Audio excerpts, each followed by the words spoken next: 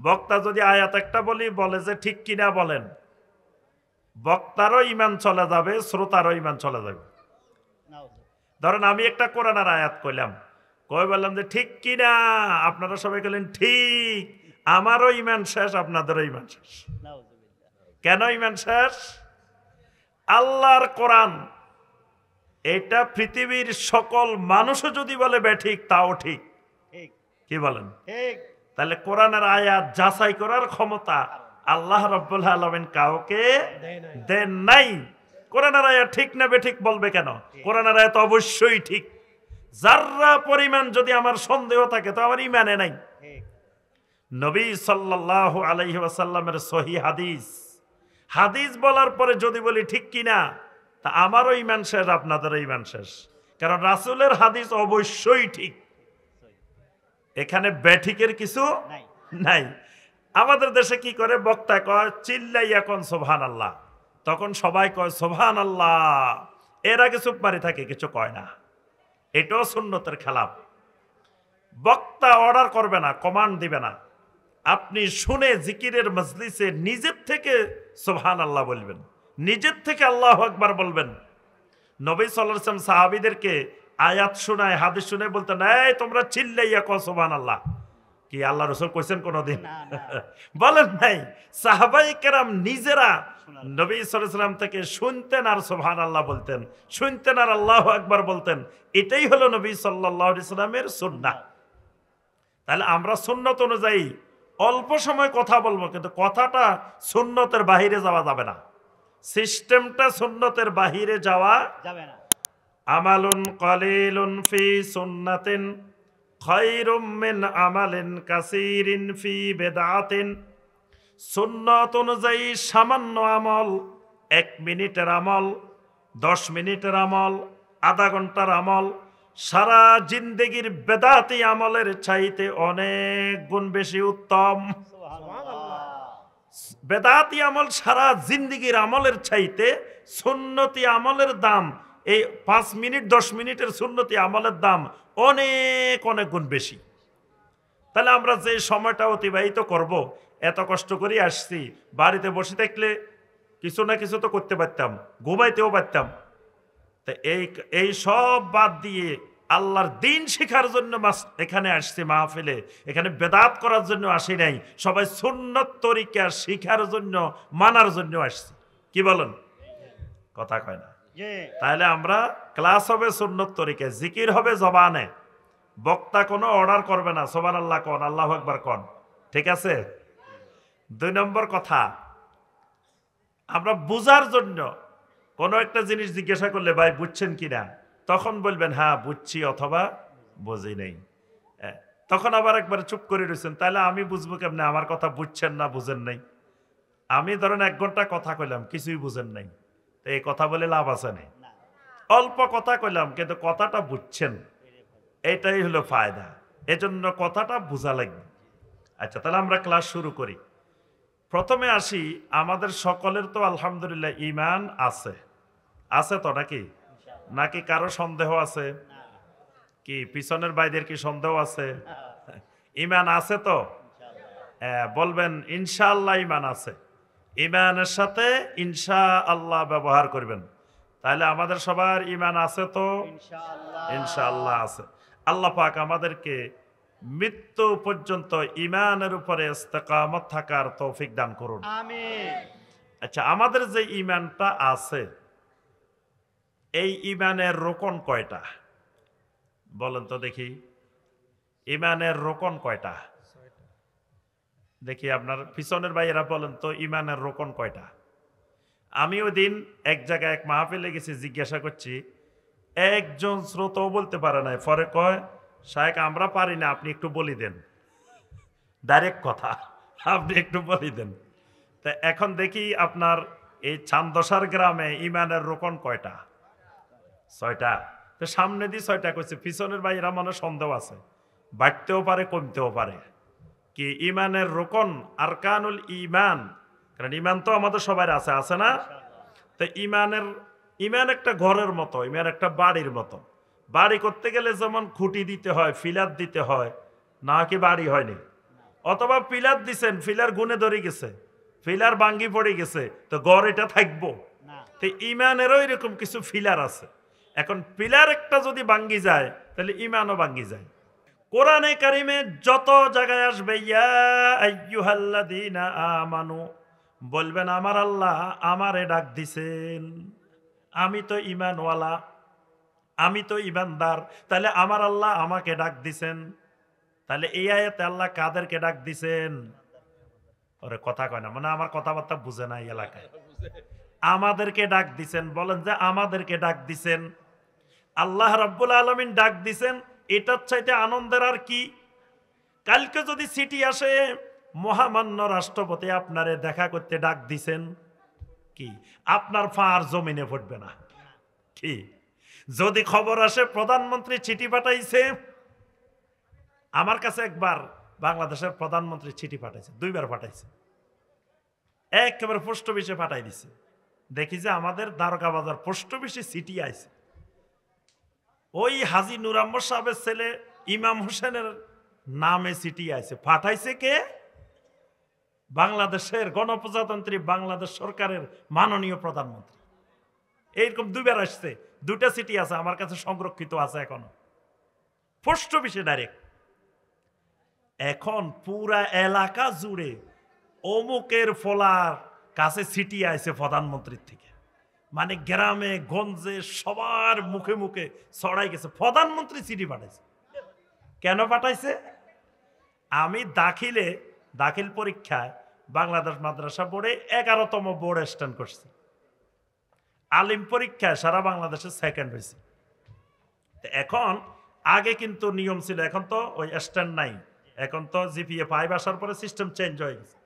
আগে স্কুলের সমস্ত বোর্ড এবং মাদ্রাসা বোর্ড 1 থেকে 20 পর্যন্ত যারা স্ট্যান্ড করত, এদেরকে মাননীয় প্রধানমন্ত্রী চিঠি পাঠাইতেন, চিঠি পাঠিয়ে শুভেচ্ছা জানাইতেন, অভিনন্দন জানাইতেন, এবং তাদেরকে ওসমানী স্মৃতি মিলনায়তনে নিয়ে সংবর্ধনা দিতেন। তো আমাকে 2 বার এই ওসমানী স্মৃতি মিলনায়তনে নিয়ে প্রধানমন্ত্রীর সংবর্ধনা দিছেন, ক্র্যাশ দিছেন। তো এই যে আমি যে কথাটা বলতেছিলাম, যদি চিঠি আসতে পারে, মানে এই যে চিঠিটা আসছে আমার কাছে, যে তখন কি অনুভূতি লাগছে না, আমি গ্রামের একটা ছেলে, একেবারে অজপাড়া গ্রামে, এই মাদ্রাসায় মাত্র দাখিল পরীক্ষা দিছি, আমার কাছে কোথায় প্রধানমন্ত্রী চিঠি পাঠাই দিচ্ছে। এটা বিশাল একটা বিষয় না? এখন আপনাদের এই গ্রামেও যদি এইরকম একটা চিঠি আসে, ওই লোক তো আর জমিনে পায়ে দিবে না। আর আল্লাহ রাব্বুল আলামিন আমারে আপনারে ডাক দিছেন, আমি আপনি বুঝিয়ে না যে আমার আল্লাহ আমারে ডাক দিচ্ছে, আমাকে আপনাকে ডাক দিয়ে বলতেছেন ইয়া আইয়ুহাল্লাযীনা আমানু, ও ঈমানওয়ালারা, আমাদেরকে আল্লাহ ডাক দিছেন। আমাদের ঈমান আছে না সবাই? তাহলে আমাদেরকে ডাক দিছেন, আর কারোরে ডাক দিক আর না দিক দরকার নাই। ইয়া আইয়ুহাল্লাযীনা আমানু কু আনফুসাকুম ওয়া আহলিকুম নারা, ও ঈমানওয়ালারা, আগে নিজে জাহান্নামের আগুন থেকে বাঁচাও। এখন আমি জাহান্নামের আগুন থেকে বাঁচলাম না, সবাইরে বাঁচাই দিলাম, আমার লাভটা কি? কি আমি ওয়াজ করি সবাইরে জাহান্নামের আগুন থেকে বাঁচাইতেছি, আমি নিজে বাঁচলাম না, তো এই ওয়াজের দরকারটা কি, লাভটা কি? কি বলেন? আগে আবার নিজেকে জাহান্নামের আগুন থেকে বাঁচতে হবে, তারপরে যাই অন্যদেরকে। তাহলে যত জায়গায় কোরআনে আল্লাহ বলবেন ইয়া আইয়ুহাল্লাযীনা আমানু, সাথে সাথে বলবেন আমার রব্বে কারীম আমারে ডাক দিছেন। আল্লাহু আকবার। ডাক দিয়ে কি বলতেছেন? ইত্তাকুল্লাহ, আল্লাহ রাব্বুল আলামিনকে ভয় করো। ওয়াদারু মা বাকিয়া মিনার রিবা, সুদের সাথে যত সম্পর্ক আছে সমস্ত সম্পর্ক পরিহার করো। ইন কুনতুম মুমিনিন, যদি তোমরা মুমিন হও। তাহলে মুমিন হলে সুদ ছাড়ো, মুমিন না হলে সুদ ছাড়ারও দরকার নাই। কি যার ইমান নাই হে সুদ ছাড়লে কি না ছাড়লে কি? কি যার ইমান আছে, আল্লাহ সুবহানাহু ওয়া তাআলা কথাটা কিভাবে বলতেছেন দেখছেন? যদি তোমার ইমান থাকে, তুমি মুমিন হও, তাহলে সুদ ছাড়ি দাও। যদি ইমান না থাকে, মুমিন না হও, তো সুদ ছাড়ারও দরকার নাই। কারণ তোমার সুদ ছাড়লে লাভ হইতো না, তার থেকে সুদ খাইলে তোমার লাভ বেশি। দুনিয়াতে কদিন খাইতে পারবা? যদি ইমান থাকে তাহলে সুদ ছাড়ো, তাহলে বোঝা গেল ইমানওয়ালা যেখানে থাকবে সুদ সেখানে থাকবে না। যদি সুদ থাকে বুঝতে হবে ইমানওয়ালা ওখানে নাই। তাহলে বোঝা গেল এই চান্দসার এলাকায় সুদের নামগন্ধ নাই। কি আছে নাই? কথা কয় না। এই এলাকায় সুদ আছে? তাহলে ইমানওয়ালা থাকে কেমনে? আপনারা আগে দিয়ে কইছেন আপনাদের ইমান আছে সবার, আবার কোন সুদও আছে, ইমানও আছে, সুদও আছে, দুইটা একসঙ্গে চলেনি না, একসঙ্গে চলে না। একই পাত্রে দুধও রাখবেন, সোনাও রাখবেন, দুইটা যেমন রাখা যায় না, একই পাত্রে ইমানও রাখবেন, সুদও রাখবেন, দুইটাও কিন্তু একসাথে চলে না। তাহলে বোঝা গেল এই এলাকায় ইমানের সমস্যা আছে। ইমান ঠিক করতে হবে, চিকিৎসা লাগবে। আচ্ছা, আরেকটা পরীক্ষা করি। সূরা আন-নূরের 31 নম্বর আয়াত, ওয়াকুল লিল মুমিনাতি ইয়াগদুদনা মিন আবসারিহিন্না ওয়া ইয়াহফাজনা ফুরুজাহুন্না ওয়া লা ইউবদিনা যিনাতাহুন্না ওয়াল ইল্লা মা যাহারা মিনহা ওয়াল ইয়াদরিবনা বিখুমুরিহিন্না আলা জুয়ুবিহিন। এই আয়াতে আল্লাহ রাব্বুল আলামিন ইমানদার নারীদেরকে বলতেছেন, ও ইমানওয়ালা নারীরা, তোমরা তোমাদের দৃষ্টি সংযত রাখো, তোমাদের যৌবনকে সংরক্ষণ করো, তোমাদের সৌন্দর্য বাহিরে ঘুরে বেড়াই দেখাইও না। তাহলে বোঝা গেল ইমানদার নারীরা কখনো বেপর্দা বাহির হয় না। ইমানদার নারীরা কি বেপর্দা বাহির হয় না? যদি বাহির হয় বুঝতে হবে তার ইমান ঠিক মতো নাই। এই এলাকায় আলহামদুলিল্লাহ যেহেতু ইমানের এলাকা, এই এলাকায় কোনো মা বোন কখনো বেপর্দা বের হয় না। কি এই এলাকায় বেপর্দা মহিলা দেখা যায়? কি কয়? যে এলাকায় ইমান আছে ওই এলাকায় তো বেপর্দা মহিলা দেখা যাওয়ার কথা না। তাহলে বোঝা গেল আমার মা বোনদেরও ইমানের সমস্যা আছে। ইমান যে এলাকায় থাকবে ওই এলাকায় শিরিক থাকবে না। কি থাকবে না? শিরিক থাকবে না। কারণ শিরিক থাকলে ইমান থাকে না, ইমান থাকলে শিরিক থাকে না। তাহলে এই এলাকা ইমানের এলাকা, এই এলাকা শিরিক নাই। শিরিক আছে না? শিরিক যদি থাকে আল্লাহ রাব্বুল আলামিন ঘোষণা দিয়েছেন সূরা আল মায়েদার ৭২ নম্বর আয়াতে কারিমা, ইন্নাহু মান ইউশরিক বিল্লাহি ফাকাদ হাররামাল্লাহু আলাইহিল জান্নাহ। যদি কোনো ব্যক্তি আল্লাহ রাব্বুল আলামিনের সাথে শিরিক করে, আল্লাহ রাব্বুল আলামিন আল্লাহর জান্নাতকে তার জন্য হারাম করে দেন। নাউযুবিল্লাহ। শিরিক থাকলে জান্নাতে যাবে না। তাহলে শিরিক কেমনে হয়? আল্লাহ ছাড়া কারোরে সাজদা করলে শিরিক হয়। কি হয়? আল্লাহ ছাড়া যদি কারোরে সাজদা করেন কি হবে? যদি তাজিমি সাজদাও করেন তাও শিরিক। যে সাজদাই করেন সকল সাজদাই শিরিক। সকল ধরনের সাজদা কি? জীবিত মানুষেরও করলেও শিরিক, মৃত মানুষেরও করলেও শিরিক, আল্লাহর নবী রাসূলদেরকে করলেও শিরিক, আল্লাহর ওলিরে করলেও শিরিক। আল্লাহ ছাড়া কারোরে সাজদা করা যাবে না। আল্লাহ ছাড়া কাউকে সাজদা করা যাবে না। আল্লাহ পাক কোরআনে কারিমে অসংখ্য আয়াতে নিষেধ করছেন, লা তাসজুদু লিশ-শামসি ওয়ালা লিল-কামার ওয়াসজুদু লিল্লাহিল্লাযী খালাকাহুন্না ইন কুনতুম ইয়্যাহু তা'বুদুন। খবরদার বান্দা, চন্দ্র সূর্য কোন মাখলুককে সাজদা করিও না, সাজদা করো একমাত্র যিনি সমস্ত মাখলুকাতকে সৃষ্টি করেছেন। সুবহানাল্লাহ। তাহলে সাজদার মালিক কে? আল্লাহ, একমাত্র আল্লাহ। আল্লাহ ছাড়া কারোর সাজদা করা শিরিক। আল্লাহ ছাড়া কারোর জন্য মান্নত করা শিরিক।